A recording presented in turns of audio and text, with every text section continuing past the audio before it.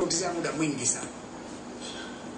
Katika kipindi hiki pia tumefanya uamuzi wa kurejesha michezo katika mashule. Lakini ipo kazi ya kufanya. Lazima tujipange vizuri zaidi kufanikisha michezo hiyo mashuleni. Tufundishe walimu wa michezo. Na tuhakikishe kwamba viwanja vya michezo vipo na vifaa vya michezo vinapatikana mashuleni. Mimi nimesoma Kibaha sekondari. Nimetoka kijijini kwetu pale Msoga na Rugoba Middle School. Sijui basketball ni kitu gani. Lakini nimefika pale kuna mwalimu wa michezo, sports master. Tukanafundisha sisi michezo yote. Na hatimaye ikagundulika kwamba kipaji changu kumbe kipo kwenye basketball. Nikafundishika, nikawa mchezaji wa kutumainiwa wa timu yangu ya shule na timu ya mkoa wa Tanga.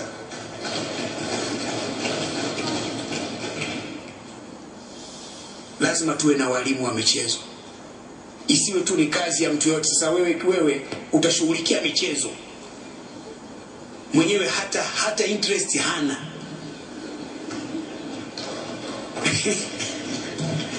Kurudisha kwetu michezo mashuleni hakutaleta ufanisi unaotakiwa.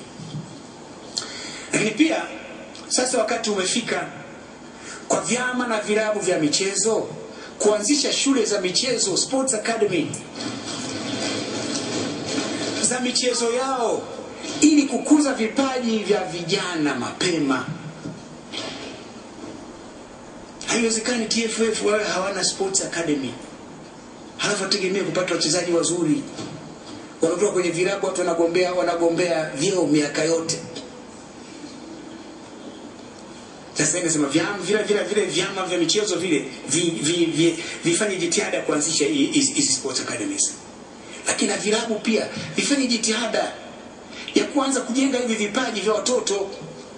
Isiyo kila mwaka tu kuhangaika kusajili huku unasajili kule, ulimchukua mwaka huu mwaka ujao unamwacha unakwenda kutafuta mwingine. Ni mahali papo wewe unakwenda kuwa vipaji tu. Nasema hili nalo ndugu zangu. Katika kipindi hiki tumeshuhudia maendeleo makubwa sana ya sanaa za maonyesho. Yaani muziki na filamu. Wameibuka wana muziki wengi wazuri, hasa wa kizazi kipya. Wako wana muziki wapya wa taarab. Kwa ndio Yusuf mzee yule. Au mzee Yusuf. Mzee Yusuf wako wapya hao. Hata muziki wa rumba nao. Lakini pia kuna maendeleo makubwa ya filamu na uigizaji. Na tumepiga hatua kubwa.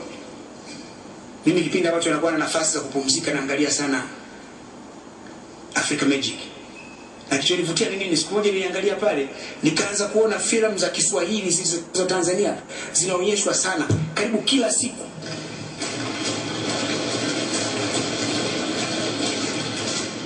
Ni uthibitisho kwamba kwenye fani hii tumepiga hatua. Kwenye uigizaji, comedy original na wengineo hawa na wengineo nao wapo. Sasa ndugu zangu, kuna haja ya kujipanga vizuri kusaidia kuendeleza sanaa hizi na wasanii wake. Mimi binafsi nimeanza kuchukua hatua za hapa na pale za kujaribu kutatua baadhi ya matatizo yanayowakabili, lakini naamini kwamba wakati umefika wa kuwa na mipango thabiti ya kuendeleza fani hizi na kuwawezesha wasanii wetu kuendeleza vipaji vyao, kukuza vipaji vyao, lakini kubwa zaidi wanufaike na kazi zao. Huko duniani, huko kwa wenzetu, miongoni mwa matajiri wakubwa ni wasanii. Sisi hapa kwetu ndio kinyume chake. Kuna tatizo mahali.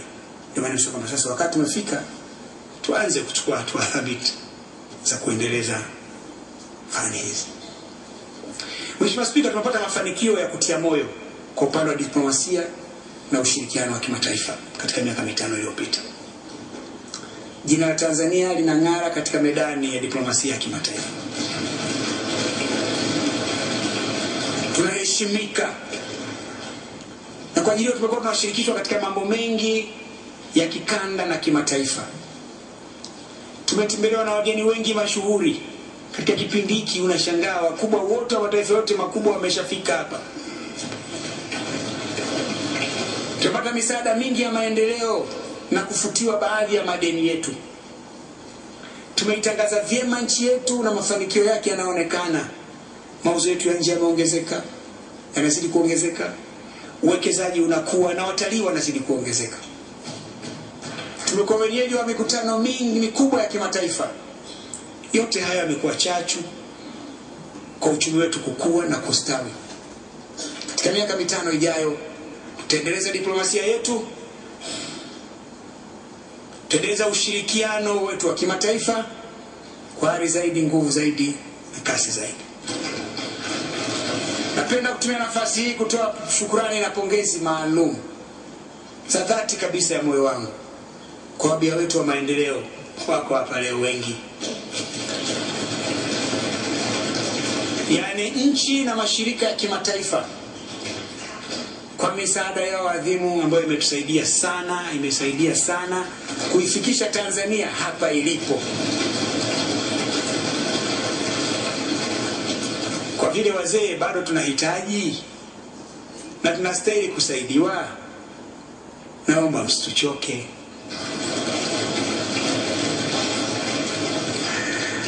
Muendelee kutusaidia.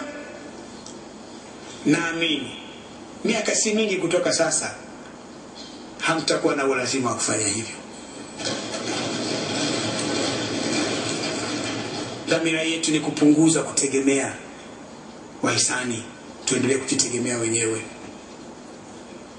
Hatua tunazochukua sasa ni ushahidi wa kutosha kwa kiasi gani mwaka hadi mwaka tunaongeza uwezo wetu wa kujitegemea. Hiyo ni dhamira yetu na ndio mwelekeo wetu wa siku za usoni. Mheshimiwa Spika, katika miaka 5 iliyopita tumeongeza sana uwezo wetu wa kukusanya mapato ya serikali.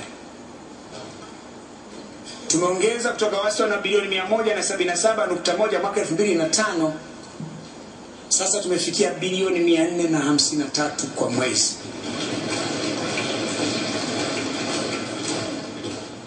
Tumepunguza kutegemea misaada kutoka kwa wahisani kutoka 44% mwaka 2005, sasa tumefikia 28%. Tutaongeza maradufu jitihada zetu za kukusanya mapato na kuimarisha nidhamu ya matumizi. Tutaboresha mfumo wa ukusanyaji wa mapato ya serikali na kupanua wigo wa walipa kodi katika serikali kuu na serikali za mitaa. Tutakuwa wakali kuhakikisha kwa mianya inayovujisha mapato inazibwa na pesa za umma zinatumika kwa malengo yaliyokusudiwa. Uzembe, wizi na ubadhirifu havitavumiliwa. Tutaendelea kuzipa uzito unaostahili taarifa za mdhibiti na mkaguzi mkuu wa hesabu za serikali na kuchukua hatua zipasazo kasoro zinapobainika.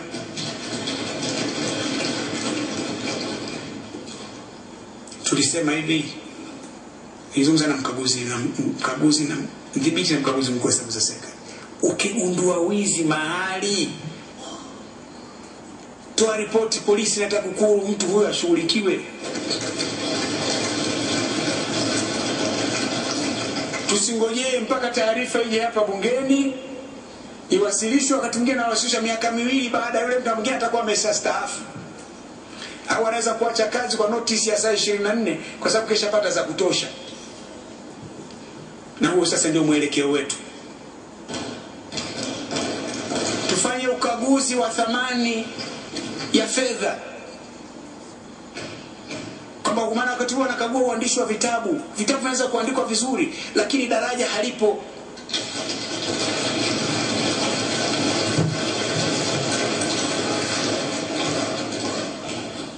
Na hiyo tumeanza sasa kujenga uwezo huo ndani ya ofisi ya mdhibiti na mkaguzi mkuu wa serikali.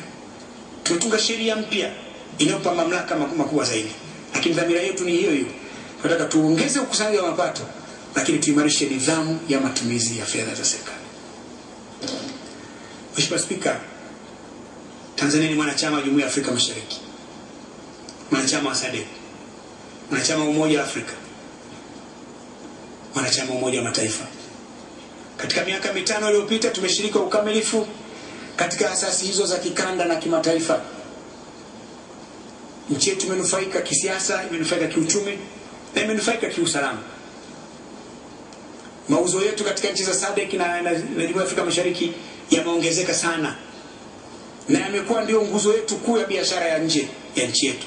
Tunaposema mauzo ya nje yameongezeka, tunazungumzia kwa kweli tumeongeza kuuza sana. Nchi za Jumuiya ya Afrika Mashariki tumeongeza kuuza sana katika nchi za SADC. Katika miaka 5 ijayo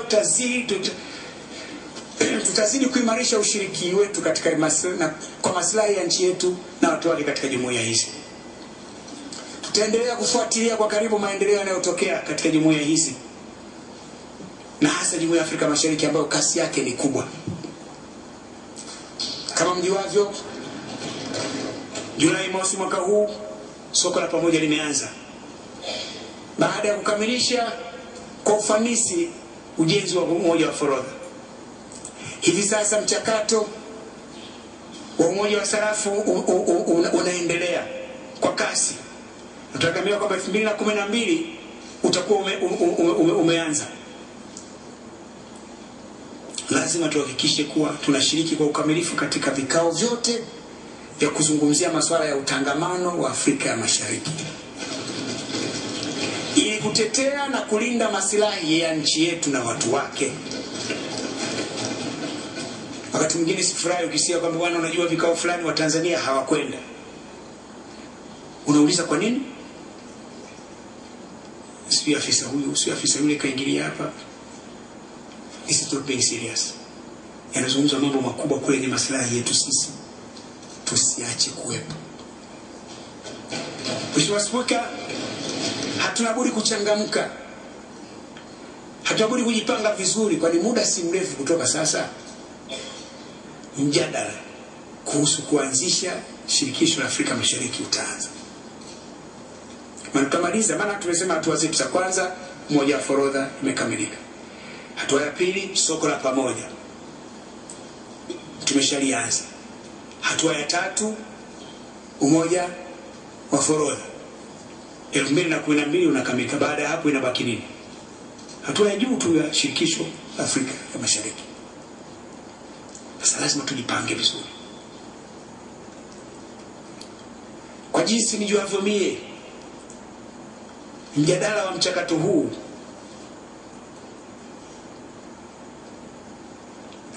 una watu wengi wanaolipenda sana. Kwa mjadala utakuwa na ari na kasi kubwa. Si vyema wa Tanzania tukakosekana kuwepo. Si vyema wa Tanzania tukawa nyuma kwenye kuzungumza mambo yenye maslahi kwetu sote. Lazima tushiriki vizuri ili tuhakikishe kuwa maslahi yetu yanazingatiwa ipasavyo wakati mchakato huu utakapokuwa umekamilika. Mheshimiwa Spika, tutaendelea kudumisha urafiki na ujirani mwema na mataifa yote yanayotuzunguka. Ni jambo lenye maslahi kwa uchumi wetu, ni jambo lenye maslahi kwa usalama wetu.